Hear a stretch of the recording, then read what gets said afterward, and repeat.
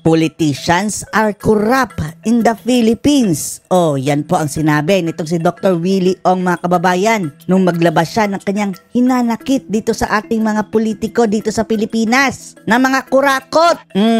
Na pati itong pondo para sa healthcare, mga kababayan, ay kinakanti pa. Ramdam na ramdam daw niya ito, mga kababayan, bilang doktor at gayon bilang pasyente sa isang sakit na almost certain na po, mga kababayan, ang resulta ay kamatayan. Milagro na lang po ang makakapagpagaling kay Dr. Willie Ong, mga kababayan, at handa na rin po si Dr. Willie na tanggapin ito kung ano man ang kahihinatnan. Pero isa lang ang kanyang kinasasama ng loob etong mga politiko dito sa ating bansa ay sobrang kurakot. Lalong-lalo na pagdating dito sa healthcare na kanyang tinataguyod, mga kababayan, na kung sana etong ating mga politiko, mga congressman, mga senador, presidente, at kung mayroon lang talaga daw silang tunay na malasakit sa kanilang mga puso, ay mas matutulungan daw talaga etong ating mga nangangailangang mga kababayang Pilipino, lalong-lalo na ang may sakit. Panoorin po natin. I will tell you the truth. Politicians are corrupt in the Philippines.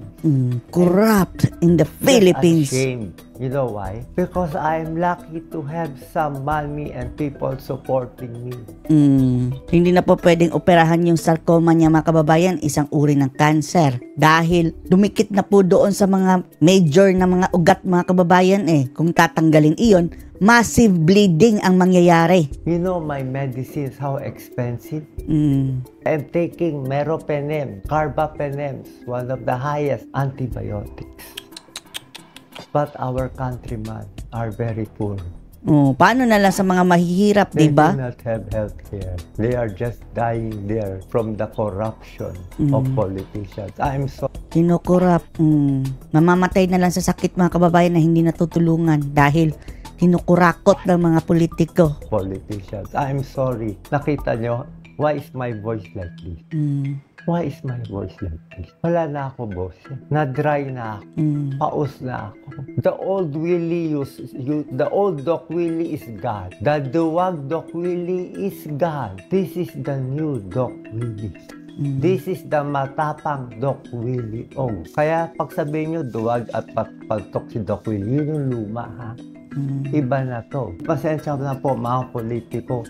Masasagasaan ko na kayo Anyway, Nawawa siya, mga kababayan, Ito rin ang bilib natin kay Doc Willie Wala siyang comment, mga kababayan, sa ibang mga politiko kahit kalaban pa niya sa posisyon. Ngayon lang siya magsasalita, mga kababayan. Pagat ko dila ko, mas mali siguro sinabi mo, Doc.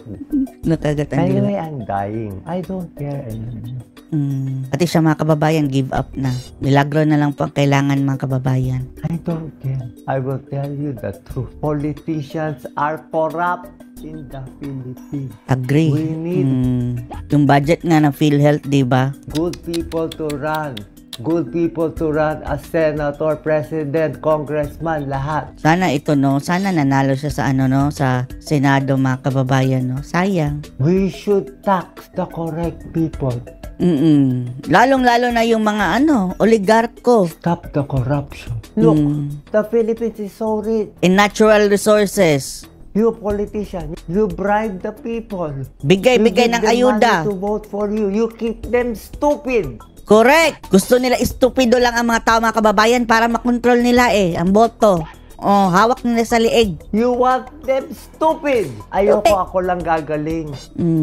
Naiiyak ako. I was crying because they had the best health care. Our Filipinos have no health care. This is the new Doc Willie. Sorry for those watching. I have to do this. This is my mission. Live or die, I will be true to myself. The only reason to live is I love my daughter, Catherine. I want to live. Pero masakit sa akin na namamatay yung mahihirap natin. Kahit pa siya may sakit, mga kababayan, on the brink of death na pa, mga kababayan, ang iniisip pa rin niya yung mga mahihirap nating may sakit. Swerte na nga siya daw, mga kababayan, mayroon silang pera. Ano pa kaya itong mga mahihirap na gobyerno lang ang sinasandalan na hindi pa pinapansin ng mga kurakot na politiko? Everything I do for you. Minababoy niyo pa ako. May isang basher nagsabi sa akin, Doc Willie, dinadamdam ni Doc Willie, mga kababayan, yung mga pambabash. Sana hindi na lang niya binasa, Kagaya natin. Oh, I'm sorry ha mga kababayan. Minsan hindi na ako nagbabasa ng comments dahil ayokong magka-cancel. Pero comment pa rin kayo for the viewers. Run 10 times again and again. You will lose again and again and again. What did I do to you? Why do you hate me so much? What did I do? I never attacked Duterte. I never attacked BBM. I never attacked Larry. I never attacked Kiko. Lenny and Kiko. Oh mga kababayan, eto lang ang hindi talaga. Walang kalaban. Except kay ang remember nating tumira sa kanya is si Thinking Pinoy dati, di ba? Si TP lang. To them, I interviewed them. Is the politics just a game? What is happening to me? I will tell you what is happening. In the past few days, parang payat na siya, no? Marami ako napapanikinipan kasi. I saw my mom who is died.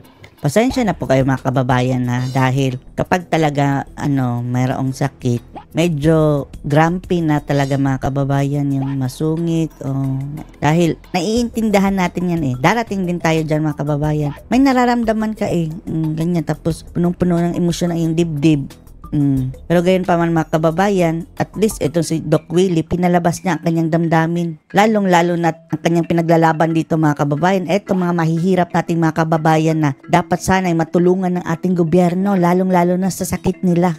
My mom died, nandun siya. Tinukuha na niya ako All my 60 years old, I serve Filipino people. Lahat ng charity, all my charity work in Salamat Doc, in Makabayan Doctor, in doing charity work in Pasay Filipino Chinese for 25 years. We always give it to the Filipinos. They say I am crazy, but my serum ammonia is normal. Serum ammonia. Pumupunta kasi yung ammonia mga kababayan sa brain kung tataas ang level niyan, ang epekto niyan is altered mental status, which is normal ang sa kanya mga kababayan. So wag niyo sabihin nababaliw na si Doc Willie. Alam mo, naramdaman ko ngayon, Lisa, parang nanginginig yung buong katawan ko. Anyway, I will decide if I put out this video or not. Pero this is how I feel.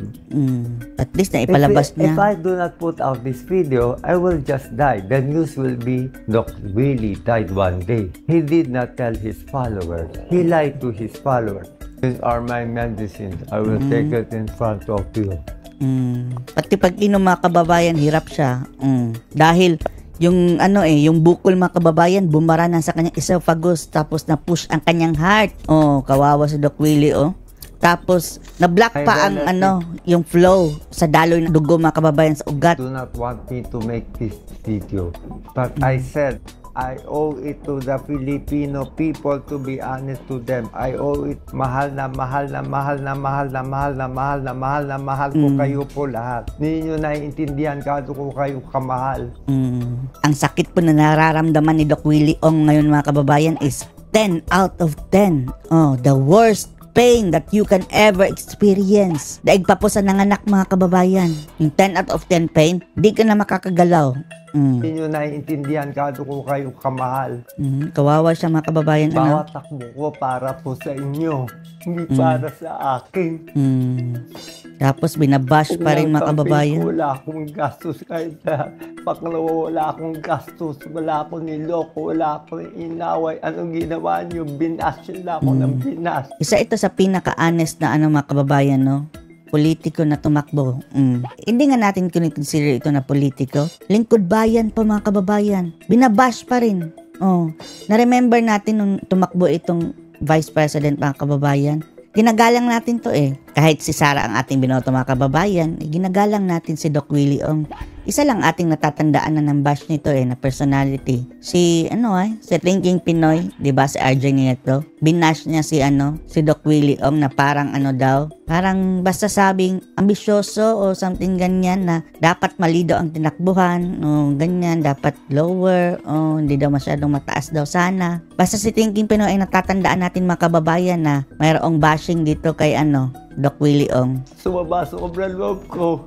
Filipinos should be more caring, more honest. That's why we have all this hardship. Hindi na po magandang kanyang nararamdaman.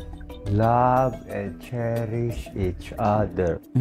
Pray to the Blessed Virgin Mary.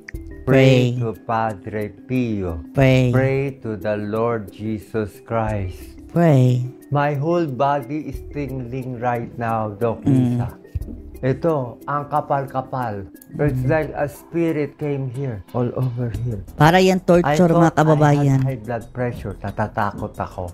So I got them to check my BP now. This is my BP. 115/74. Right now. My BP 3 days ago is only 85/50. Sobrang baba, mga kababayan. Malapit na po yan. 3 days ago. Hypotension yan, mga kababayan. Delikado yan masyado dahil pag hindi yan maagapan, mapupunta yan sa zero. I was vomiting, shouting, In pain. Sana out of 10.